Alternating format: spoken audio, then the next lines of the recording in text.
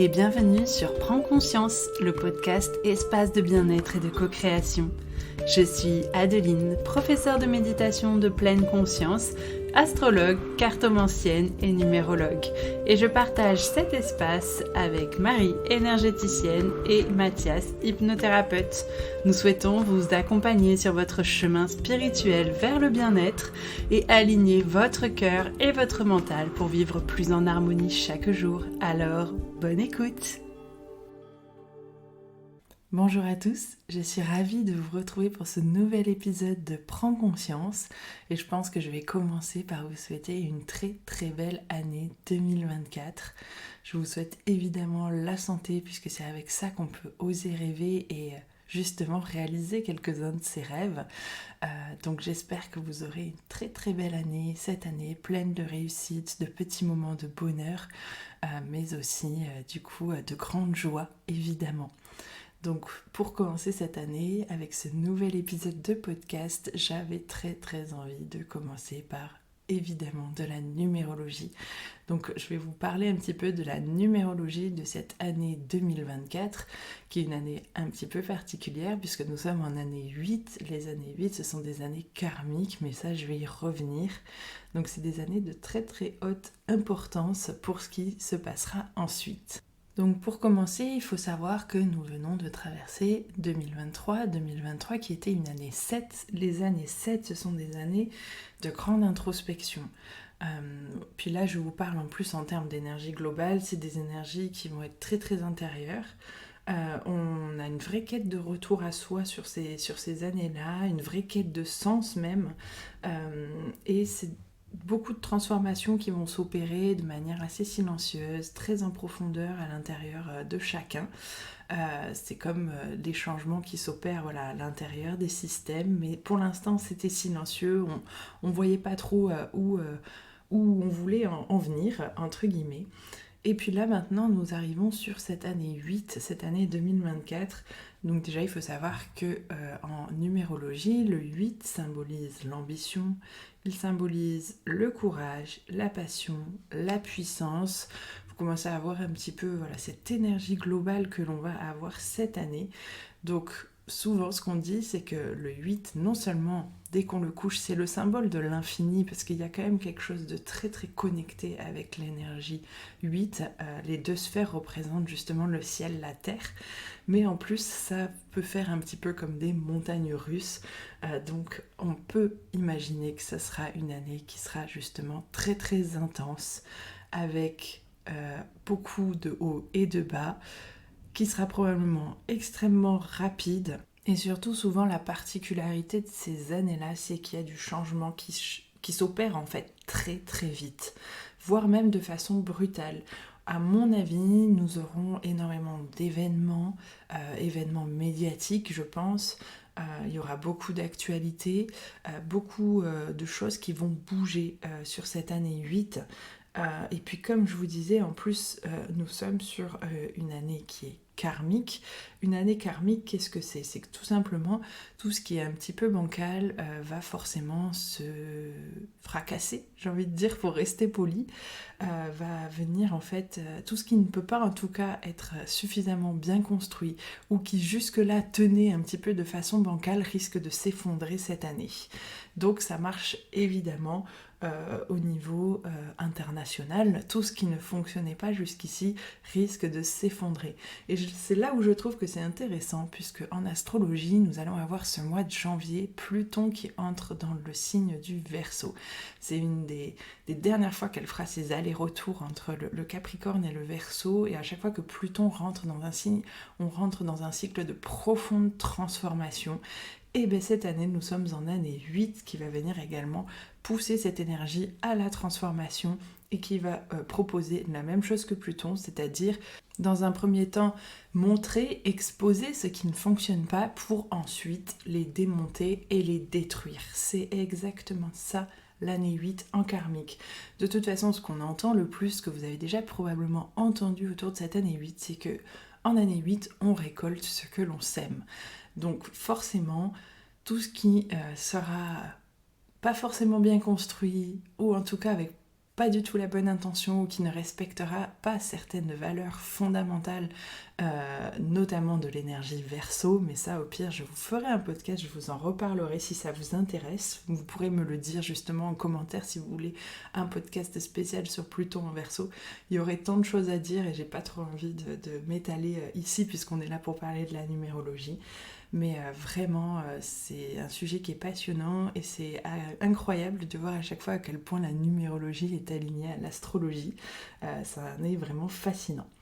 Pour revenir à la numérologie du coup de cette année 2024, on sera quand même sur une grosse remise en question. Cette année notamment, alors remise en question des systèmes politiques, de certains systèmes de fonctionnement, en tout cas tout ce qui est ancré depuis très longtemps et qui normalement ne bouge jamais, risque d'être remis en question cette année. Je pense que ça sera quand même très intéressant. Les événements astrologiques poussent aussi à croire qu'il y aura de grandes remises en question écologiques, notamment au moment de la conjonction Uranus-Jupiter, où là ça sera vraiment, je pense, le grand moment 2024 au niveau des astres, mais vraiment, même en numérologie, on nous parle d'une grande remise en question de tous nos systèmes, alors système politique et puis voilà, les systèmes que l'on a aussi à l'intérieur de nous-mêmes. C'est une remise en question qui vaut aussi pour nous. Et il y a surtout une idée avec l'énergie du 8 de trouver sa place en fait, de trouver sa place dans le monde.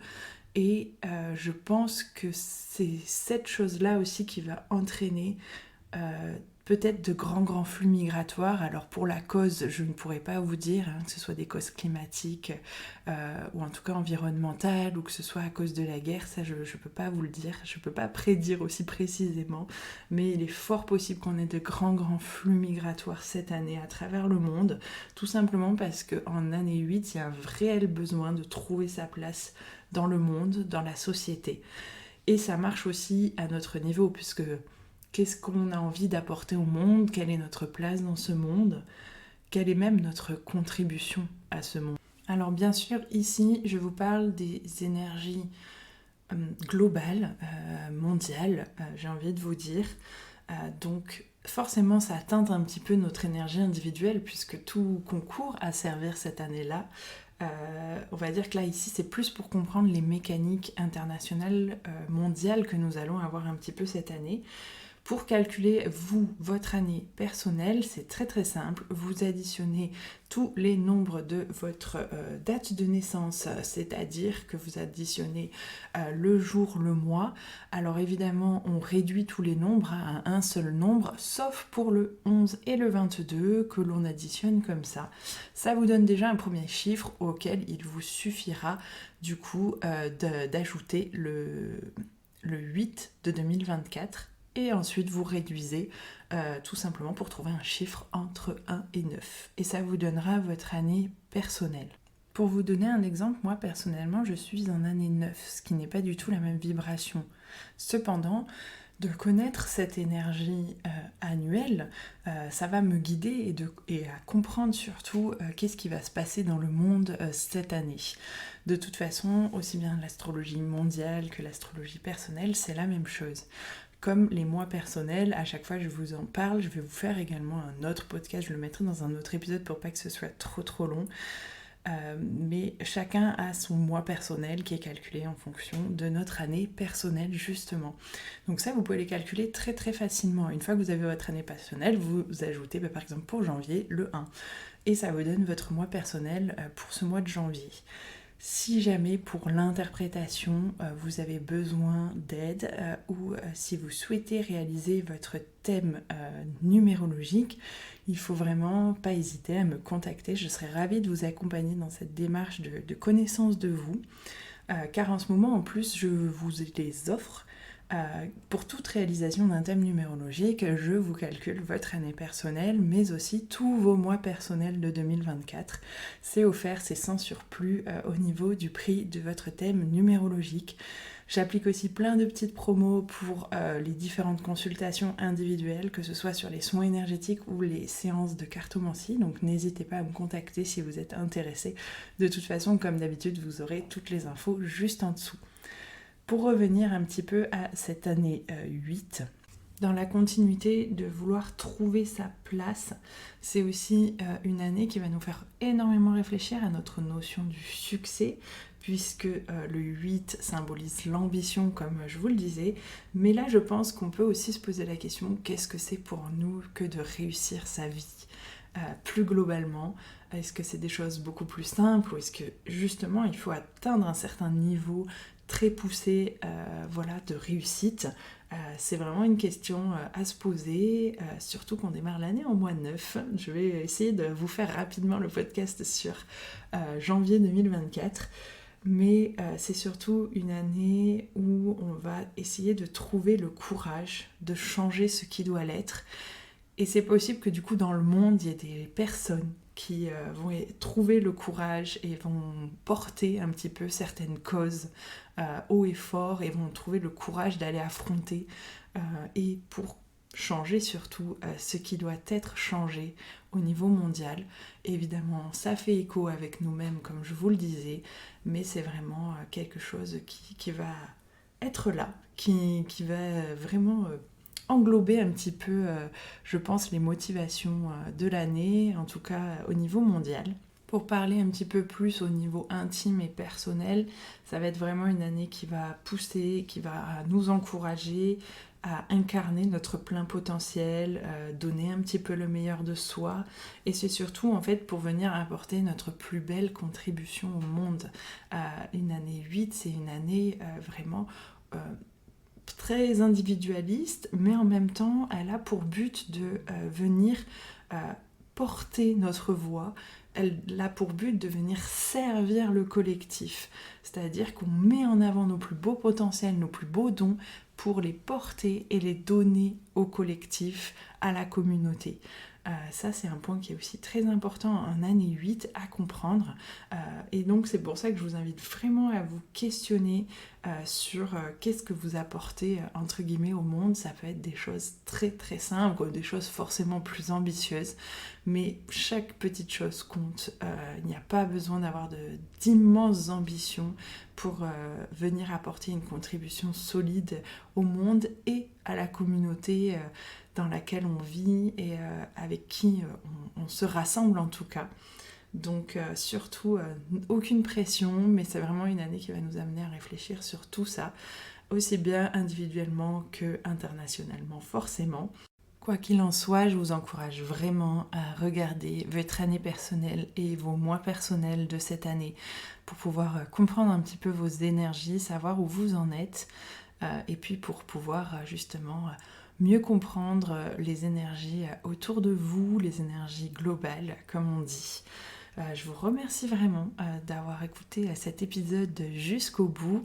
J'espère que cela vous aura plu. Je serai ravie de vous répondre dans les commentaires. N'hésitez pas également à me contacter si justement vous voulez de l'aide et vous voulez travailler avec moi sur votre thème numérologique. Ça serait vraiment avec un grand plaisir que je vous guiderai, que je vous accompagnerai sur ce chemin de connaissance de vous.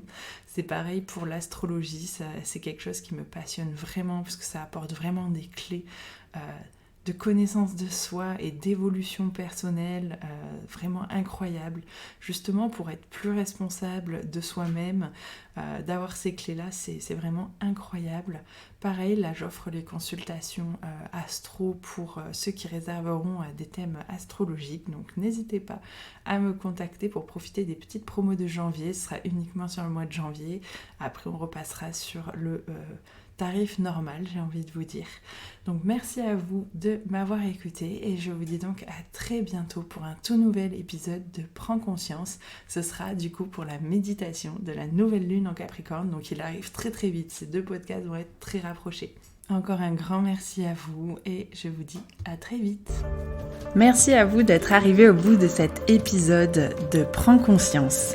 Si cet épisode bulle de sérénité vous a plu, n'hésitez pas à le partager sur vos réseaux sociaux ou aux personnes qui en auraient besoin.